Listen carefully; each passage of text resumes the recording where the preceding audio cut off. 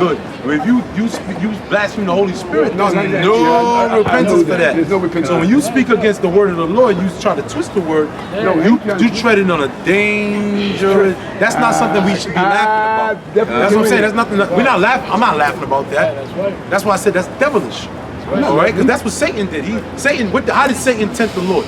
What did he use? He used the scriptures. He said, if you be the son of God, then cast yourself. I then. Bring the scripture. Bring the scripture. This is Hebrews 11:1. Now faith is the substance of things hoped for, the evidence of things not seen. Now change the word substance with understand. Now faith is the understanding of things hoped for. You see that, and that gives you a better comprehension of what faith is. Because when you use the word substance, you need to know what the word substance means. It means understanding. So read that again. Now faith is the understanding of things hoped for. That's right. Because the thing is, people say they have faith, right? But do they truly understand these? Because it's through these scriptures that you get faith, right? Do they truly understand the scriptures? That's what it is. The reason why we have faith, and we can back up our faith, we back up our faith with the true understanding of the word. Which a Christian would just say, I have faith. But you clearly will see a Christian doesn't understand the word. So is his faith true faith or false faith? It's false faith. Why? Because he doesn't understand the word. So that's what it means to truly have faith. And we back it up with the understanding of the word. So read it again. Now faith is the understanding of things hoped for, the evidence of things not seen. That's right. So something that we don't see, we understand it. And we know that is an actual substance, a spiritual substance. So we see the kingdom of heaven, like right now the scripture says the kingdom is within you. So we know that Jerusalem is being built up right now, and we can see it. Now, the majority of our people, they can't see it, because if they could, they'll be right here trying to help build the temple, right? Why? Because the people don't see this as a substance. Exactly. Because everybody wants what? Substance. Anything physical. And then what? Anything physical. But they don't understand about spiritual substance. This is spiritual substance. That's the understanding. That only spiritual men. You're only gonna get it. Exactly, bro. Because that's why I said you don't want what we want. We have, because we see the Lord the way He speaks to us in a manner that He's in a manner. Because you on point. Yeah. When you see the manifestation of what the Lord shows you individually, there's a greater understanding, as opposed to someone else telling you, this is how I work, this is how I work, this is how I work. You're supposed to believe based upon what they see. That's not how the Lord operates. The Lord operates individually, but all together. It's an algorithm. Bring that precept out. This is how we know that we have the 100% truth. This is St. John chapter 3 and verse 33. It says, he that received his testimony have set to his seal that the Most High is true. Now go to Revelation 19 and 10. Go to Revelation 19 and 10. This is Revelation chapter 19 verse 10. And I said if we receive his testimony, that's how we know that these words are true. He that received his testimony has set to his seal. And usually when someone puts a seal on, that seal cannot be broken. All right? That's how we know that it's true. Now, it's according to his testimony. Now, go ahead. This is the book of Revelation, chapter 19 and verse 10. And I fell at his feet to worship him. This is John falling at the angel's feet. And he said unto me, see thou do it not. I am thy fellow servant and of thy brethren that have the testimony of Yahushai. Worship the Most High, for the testimony of Yahushai is the spirit of prophecy. You see that? It's the spirit of prophecy. That's how we know that what we're speaking is the truth, because of the prophecies. We say things and then they happen. Things have been said and they've happened. Past tense. That's how we know that. That's how we know when we take our truth compared to everybody else's truth, ours stands the test of time. Because everybody else's truth doesn't tell you about what's going to happen in the future. We can tell you what's going to happen in your future.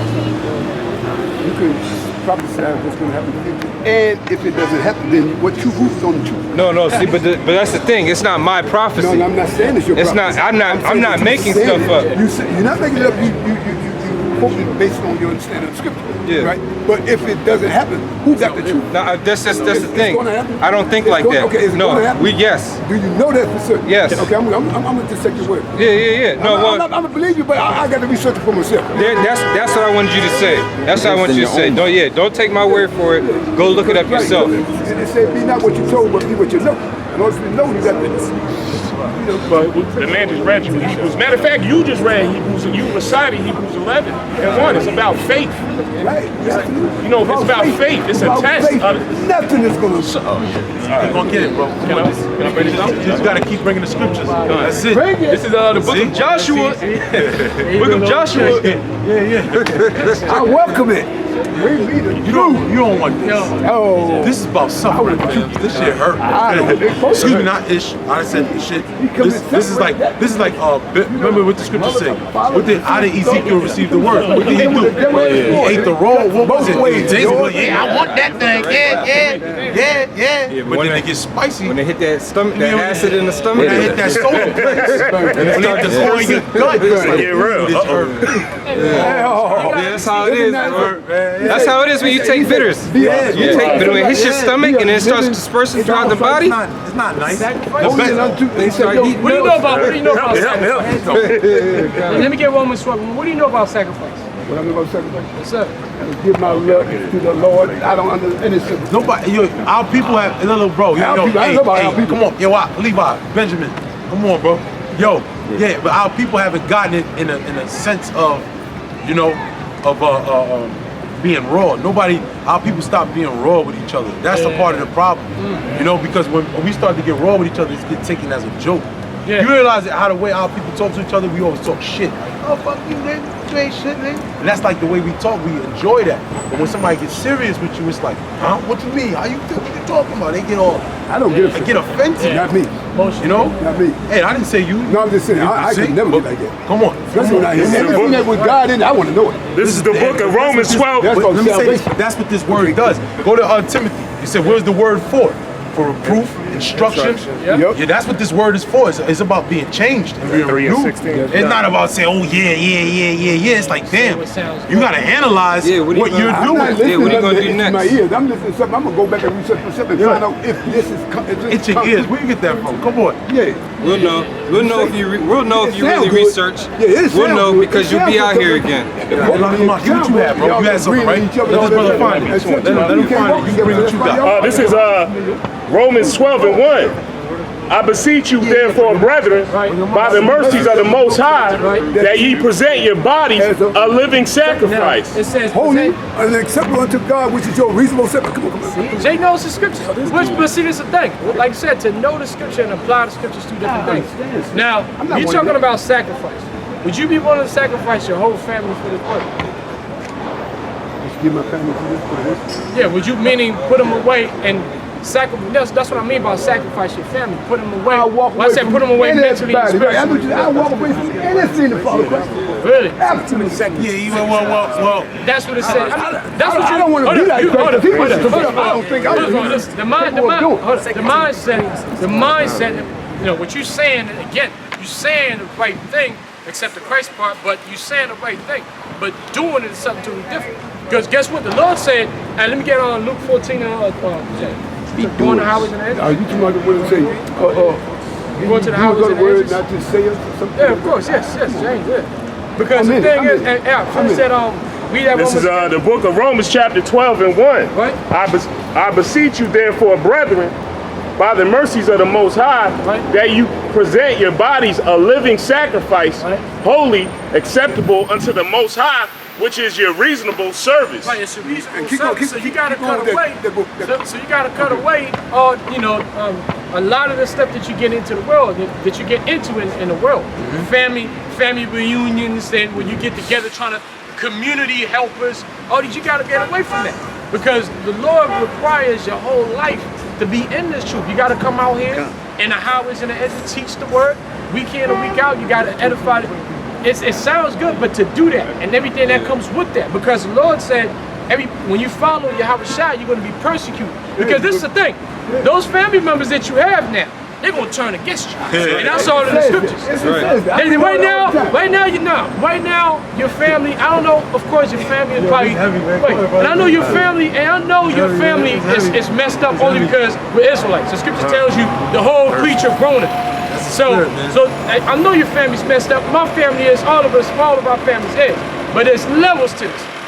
Although your family's messed up right now, you're still somewhat cool. When the Lord start dealing with you, they're gonna turn around and start to hate you.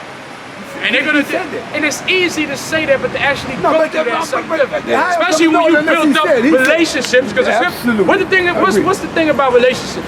You build affection. You build affection and emotions over time. Y'all been in a relationship before, right? When you've been with somebody so long, even when you know you gotta cut them off, you still have a hard time doing it because you built an affection for a long time. So it's easy to say you want to break up, right? But to actually break up is something totally different. So Jay can sit here and say, well, I will cut my whole family up. But to actually go ahead and do it, only let Christmas roll around. let Christmas roll around. You gonna buy Christmas gifts? Yeah, it's real. Serious business. Yeah, man. It's no joke.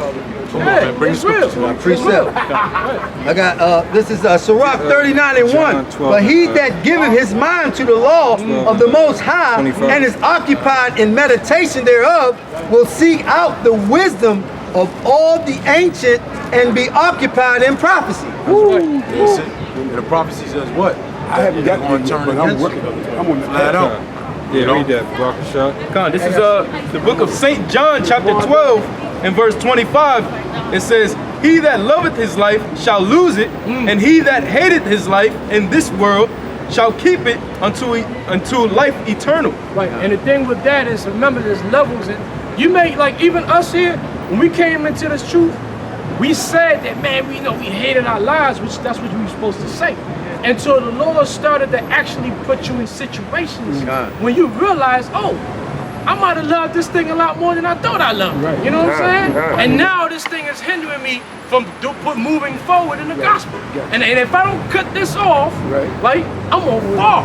And then you in that place, and it's between you and the Lord, and you have to make these cuts, man. I think you spoke on it earlier when you say The thing is, no, I'm saying when you spoke on it earlier when you said if you never use this, now yourself to the That's the first scripture I showed you. That's the first thing I told you when I same came thing. up here. And it says when it says we hate our lives in this world. Because really we love our lives with Yahweh Shai. That's right. You know, because we have stuff reserved for And it. also one thing too about hating your life, if I can say this right quick, also remember the thing with life is also the customs of this world. Alright? You said, you know, like that's what the brother went back to the laws. The scripture tells you in Sirach 19 and 19 that the laws, the statutes, commandments is the doctrine of life. Right. Okay? It's the doctrine of life. So if your life, if you have other customs of this world that you've been doing, how old are you, if you don't mind me asking? I know you asked me. You've been around, man. You've been around. You've been around. Right, so you've been around, so you've been accustomed to living a certain lifestyle for a long time. And you've been, and there's a custom, you built an affection to that. And you have to reel back and cut all of that off. And like I said, most Israelite men would not be able to do that. That's why the Lord is only looking for the elect. Because the elect is special spirits that are able to do special things, like cutting off the corruption of this world. Yeah, because this corruption of this world has a vibration. It's a spirit. And actually, the Heavenly Father is the one that allowed it to happen. So in order for you to overcome that spirit, you gotta have His spirit. That's right. There's no way you getting out of that realm unless you're dealing with the Heavenly Father and His Son. Come on. Oh, my bad. My bad, brother. This is 1 John 2 and 15. It reads, love not the world, neither the things that are in the world. If any man love the world, the love of the Father is not in him. Oh, I got something, because it's been going on, this topic has been hot lately. Now, let me ask you something, but do you think that, where do you think that a woman's position is, man? When you're talking about a man in a relationship, even in the nation, right? What do you think a woman's position is? Should a woman be in front of us? Should she be by our side, or should she be behind us? Or equal. By our side meaning equal. Yeah. In front, equal, or behind us? Well, brother spoke on it earlier. No. What do you believe? No, see them hands? I'm gonna tell you. Yeah, tell me. See. Yes, tell me. Should a woman be in front of the man? Should a woman be equal to the man, or should a woman be behind? Body language a going man the is wrong way. in charge of the woman. You said a whole lot already. Nah, man. God is in charge. No. The church and the man is in charge of the woman. That's what it says. Okay, but wait. So what does it mean? Should a woman my be in front? interpretation- No. Why would she Okay, be in front? okay, what's your interpretation? A man. This is a man's world. I hear you. I couldn't hear you. What did you say? This is a man's world. Right? Okay. And What does a woman stand in that man's world? Mate. She don't regulate nothing. She supposed to stay in the house, keep her mouth quiet in the church and all this stuff. That wasn't scripture. Nah, you don't believe that. You just That was the Bible said. You repeating the scriptures, but do you believe that? Are you But that's executing the that? ordinance of God's way. That's how he wanted it. Now- You're repeating the That's lyrics, how he man. said. Okay. Get it right from Rob. Good question. Do you are you married? I was. You was. Okay, now for people, do you believe that a man can have multiple wives? I don't. Did you have children? Hey, did you? It's not. Hey, it's brother. Not recommended. In Hey, brother, did you have? Brother, Let me say this. did you have children with that wife? Okay. Explain yourself. You got to explain yourself. Why is it not recommended? Islam. No, we ain't talking about Islam. Okay, We're well, talking about the Bible scriptures. The Bible. No scapegoats here. Because Come on, the Bible. What does the Bible say about having more than one woman? About- Come on, bro. We got to make sure you're on the same page. Okay, No more. Let's talk. Let me finish. Talk. No. Yeah. Listen. God said the institution of a marriage between a man and a woman. Right? That's it. Can a man have more than one woman? Okay, so hold on. That's not. What about this man? What about this man? Yes, exactly. What about this man What right about here, the man Israel? What about Jacob? What about Abraham? Because my mother is different from his mother, Right. but we got the same father. What about Solomon? Was he a bad Oh guy? man. Who? You are. Solomon, He said, who? Solomon. You got the nerve to ask about the wisest man ever? 300 Who? wives, so many concubines and all that stuff. 700 How many wives? 700 wives and 300 concubines. Whoa, but didn't this man build the temple of the Lord? He's the most wisest person. Right? Didn't he build the temple of the Lord? Yeah, okay. So the Lord allowed him to build the temple while he had all these wives and it was wrong? Yeah. Man. Hey, let me ask you a question. Did you have Did he children? not create good and evil? Get through the Did you have children with that wife that you were with? Yeah. So, according to all law, statutes, and commandments, if you divorce a woman, you're supposed to keep the kids and all the substance, and she's supposed to go out on her own. Yeah. It says that. According to our law, you're supposed to keep the kids. Yes. You're supposed to keep. You keep But everything. she would never keep. I wonder about you. Who would the court against? Well, see, The curses. It's Curses. the That's law. the curses. We're under the curses, man. Because the reason why she went to court under whose law? Their law. Their who? The Europeans' constitution law. There you go. And who are the Europeans according to the Bible? You don't know that. They are the Edomites. They're the That's a descendants of mystery. Esau. They're the Mystery of the Edomites. kingdom. That's who they are. So that's that. who they are. They're the devil that the Bible speaks of. That's why she won in court and you lost. Because in the court of the Lord, under the laws of the Hebrew Israelites, you would have won. It was not even. There's no case. wasn't even a case. It wasn't even. It was like they come with me and we Yeah. out. It was not. There's no case. No, we ain't gonna sit and talk about it. Is he abusive? Does he talk harmfully to you? That's right. You know, nah, that didn't happen in Israel, man. No, never was involved. She just said one day I just finished. Yeah, man. Yeah, brother. Get Get Judges 8:32. her girlfriend. Bring your piece. Whispered in her ear. Hold on, brother. We got. Yeah, Yeah, this is the 2 Samuel 12 verse, I start from 7. It says, and Nathan said to David, thou art the man. Thus saith Yahweh, power of Israel, I anointed thee king over Israel, and I delivered thee out of the hand of Saul. You hear that? You are the man. You know what I'm saying? And that's powerful because David is the king. He's the physical king of Israel.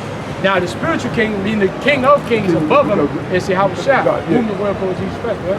Verse 8, it says, and I gave thee thy master's house and thy master's wives into thy bosom, and gave thee the house of Israel and of Judah. So the Most High did that? Is that what you're saying? The Most High saying that he gave David wives?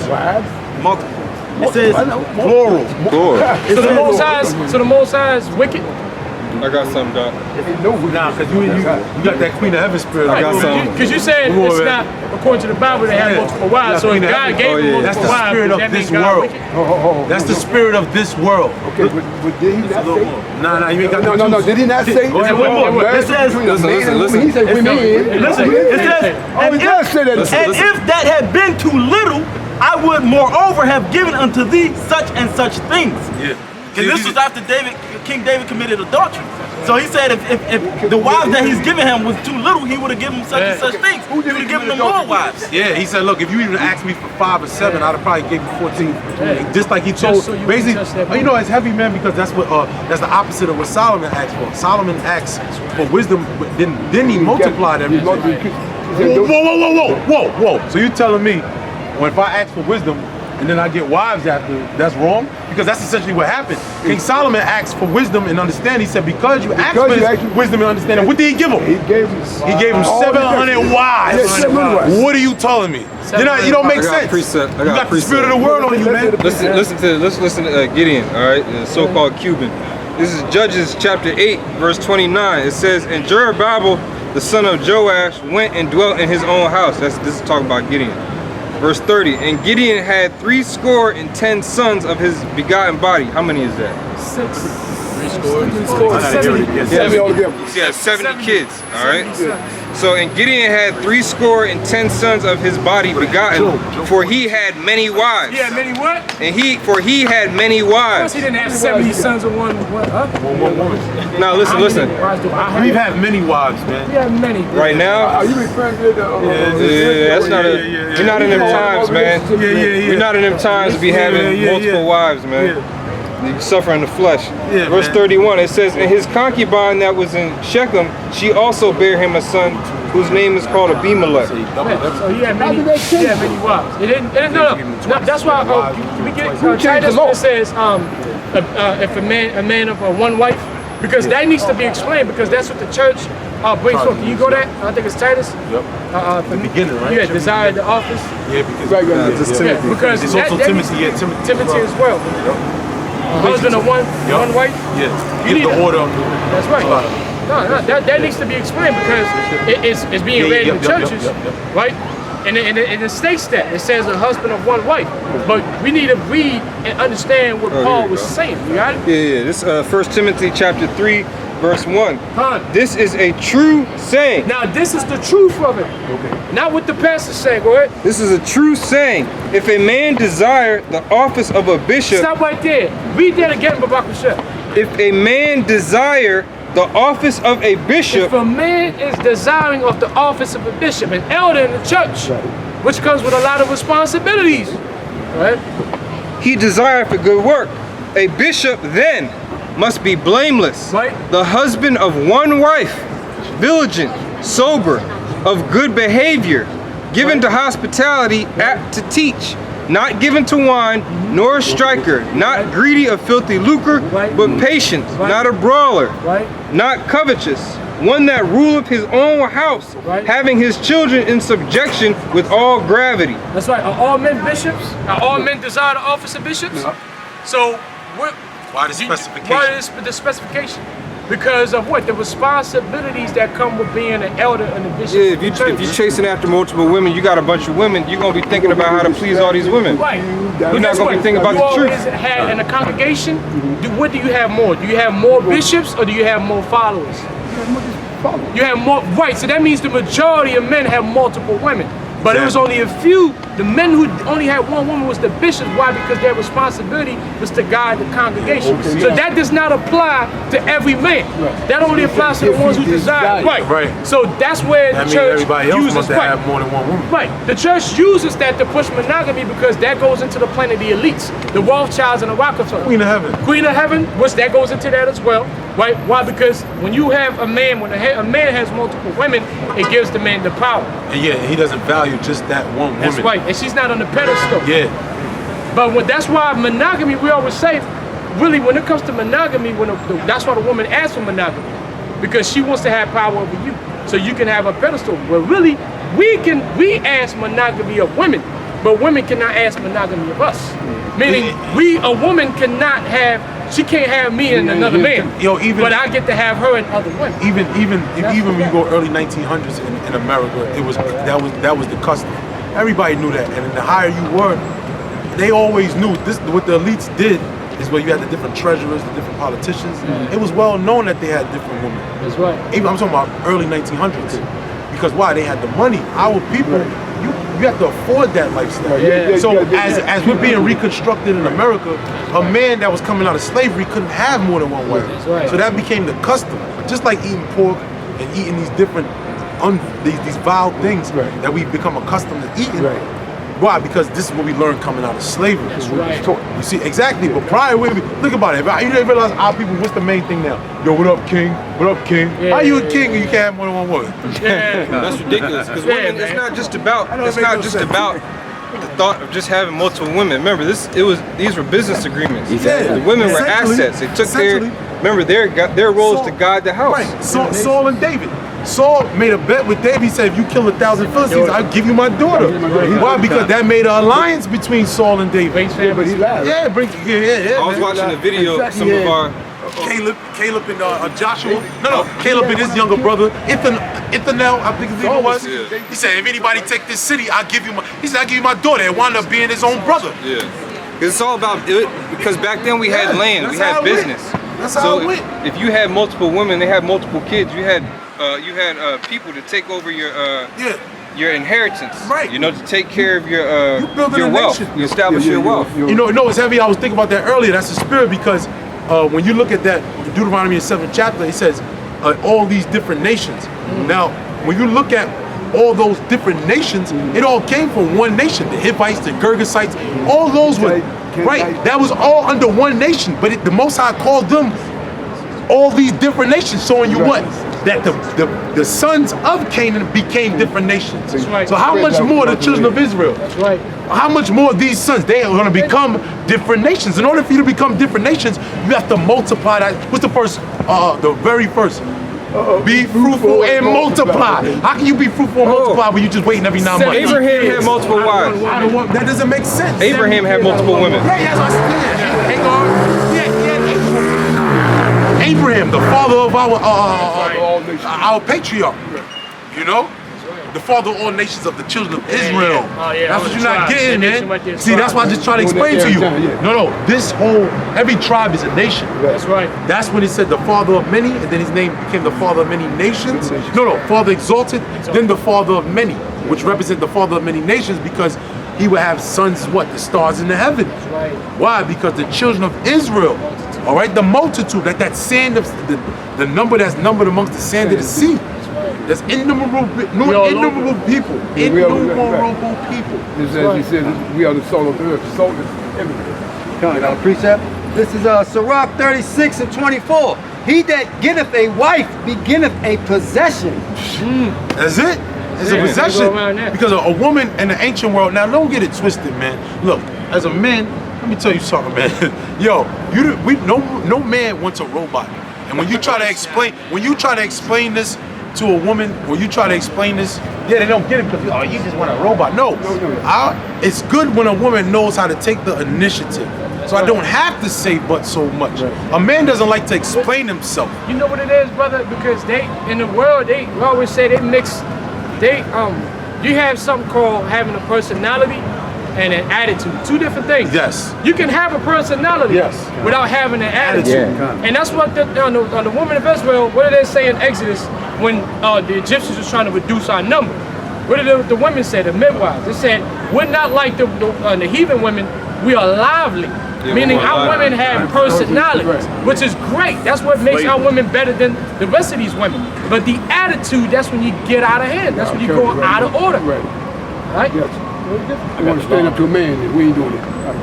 God, this is Exodus chapter 21 and verse 10. It says, if he take him another wife, her food, her raiment. And if he take him another wife, read that again. Yeah. This is you want me to start up? That's a law. That's a law, bro. Read it right there. Where you at? Come on. Nail the point. Yeah. 21. This is Exodus chapter 21 and verse 10. That's the law. It says, if he take him another wife. Yeah, another wife. Go ahead. Her food, her raiment, and her duty of marriage shall he not diminish. Right. So he still has to take care of her. No, that's it. That's it. I don't think. No, I don't think it says that. There's another one that talks. Yeah, it talks about how if you have a wife and you have a son with that wife, and then you have another wife and you have a son. Keep going. Yeah. Oh no, maybe I could be wrong. I know I'm not mistaken. Because you can't diminish the blessing. Supposed to go to the firstborn, whoever the wife is. Keep going. It says, and if he do not these three unto her, then shall she go out free without money. Right. It says, he that smiteth the man. Yeah, it gets it. No, that's what I was talking about. It says she shall go free without money. The woman who you were with, she wasn't supposed to take nothing with her. Right, so let me ask you. So that's under no contract. No, go to 21. That's not under no contract. Go to 21 and 15. The minute you put that word it is the same chapter. Holy matrimony. jump to 15. In these days, we don't 15. separate the Here, wife. brother, They here, get here. half. Just listen. This is Exodus chapter 21 and verse 15. It says, and he that smiteth his father. Deuteronomy. Oh, you said Deuteronomy? Oh, I'm sorry, 21. yeah, Deuteronomy. Okay, 21 and it was 15. that same chapter. Yeah, Deuteronomy 21 and 15. This is the book of Deuteronomy. Deuteronomy chapter 21 and verse 15. It says, if a man have two wives, one beloved and another hated, and they have borne him children, both the beloved and the hated, and if the firstborn son be hers that was hated, Meaning then, what? You had a one woman that became bitter towards you. Y'all grew a bad relationship. But she had your first son. You see? Go ahead. it says verse 16, then it shall be when he maketh his sons to inherit that which he had. Right, because everything, that's what the indication of the children of Israel starting with Isaac. Remember, because you had Abraham who had sons, but one of them was older, which was Ishmael. You had right, and then you had another one, Keturah, who had 8 sons. No, she had 6. She had 6, right? And they were different ages, I'll say. Well, who did Abraham leave? Who did Abraham leave his inheritance with? It was his second son, Isaac. Genesis 25:1. He said all the gifts. He said, he helped out the sons of Keturah. He helped out Ishmael. He said, but all his possession went to Isaac. That's right. You see, because Isaac is truly the firstborn in the spirit. That's right. Okay. Go ahead. Yep. Deuteronomy chapter 21 and verse 16. I read verse 15 again. It says, if a man have two wives, one beloved and another hated, and they have borne him children, both the beloved and the hated. Hey, go ahead. And if the firstborn son be hers that was hated, then shall it be when he maketh his sons to inherit that which he had, that he may not make the son of the beloved firstborn before the son of the hated. Let me say, I have to say this because that proves that's another story that I explained out of Isaac. No, that's another story that I explained in which the Heavenly Father basically shows that it's not all about the law. Because that's another scenario, because if you look at it, everything was supposed to go to the firstborn. Where Abraham went to Isaac, and then Isaac went to who? It went to Jacob, which was who? The second born. Even with after, because Reuben didn't receive the blessing, because even though he was the firstborn. Right. You see, so that proves that it's all about election and faith. It was always about faith. Salakia. No, I said Ephraim and Manasseh. Yeah, same concept. Ephraim and Manasseh. That's right. All right. So every time down the line, the Lord is showing you this is about election. I know what I said, but I'm the most. Yeah. You know. So the rabbit hole run deep. Exactly.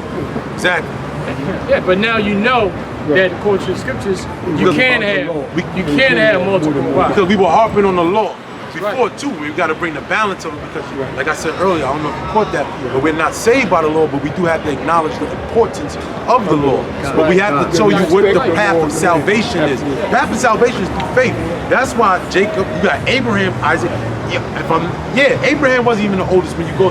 And when you read the historians and the scholars, Abraham wasn't the oldest. He had